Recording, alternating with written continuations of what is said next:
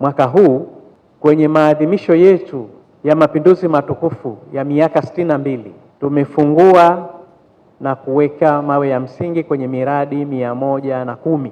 Kati ya miradi hiyo iko miradi ambayo iko hapa kisiwa cha Unguja na iko miradi ambayo iko kisiwa cha Pemba, na thamani ya miradi hii kwa mwaka huu imefikia thamani ya trilioni 1.8, jambo ambalo kwa miaka mingi hatujafika kwenye maeneo hayo. Sasa tumesema miradi hii iko miradi ya kutoa huduma ambayo moja kwa moja inalenga kwa wananchi kwa huduma. Kwa mfano, miradi ya hospitali kwa maana miradi ya afya, lakini miradi ya shule, miradi ya maji, miradi ya barabara, lakini iko miradi ambayo pia inatengeneza biashara kwa maana ina generate income.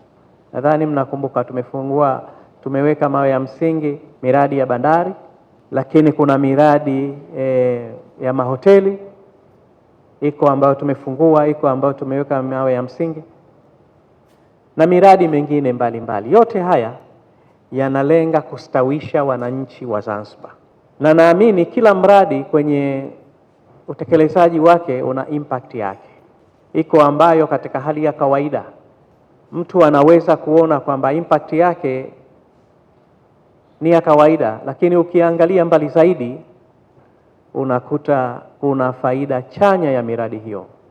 Niseme kwenye miradi ya barabara, ukiangalia katika hali ya kawaida unaweza ukaona mradi wa barabara imejengwa, labda inasaidia tu watu kupita na magari yao kiurahisi ama kufika kwenye sehemu rahisi, lakini mradi wowote wa barabara una impact kubwa sana ya kiuchumi.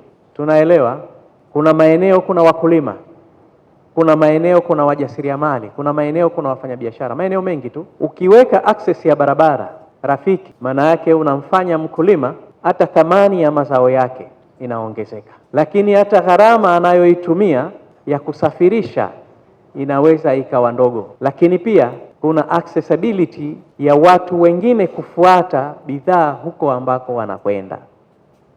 Kwa hiyo ukiangalia katika hali ya kawaida unaweza ukaona ni huduma tu, lakini ina impact kubwa ya kiuchumi ambayo inaweza kuwasaidia wananchi kurahisisha maisha yao, lakini inaweza kuwasaidia wananchi kupata kipato ambacho kisingekuwa rahisi kukipata kama hakuna access ya barabara.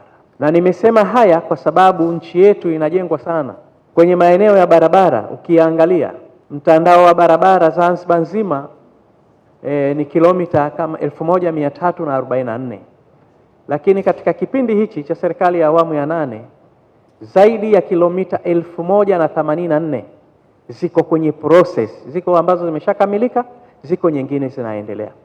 Kwa hiyo ukiangalia unaweza ukakuta zaidi ya robo tatu ya mtandao wa barabara Zanzibar Dr. Hussein Mwinyi anaendelea kuimarisha vyema barabara za vijijini, barabara za mijini. Nimetoa mfano kwenye eneo hili, lakini iko miradi mingine mingi sana ambayo itaweza kusaidia kupunguza gharama za Wazanzibari katika maeneo mbalimbali. Juzi tu Mheshimiwa Rais aliweka jiwe la msingi kwenye bandari ya Mpigaduri. Nadhani ndugu zangu waandishi wa habari mlikuwepo wengi. Tumesikia namna itakavyo operate bandari ile ikimalizika, na ndio itakuwa bandari ya kwanza ndani ya Afrika Mashariki yenye access nyingi mno, ambayo itaweza kumsaidia sasa mwananchi wa Zanzibar kupunguza gharama ya maisha katika maeneo mbalimbali.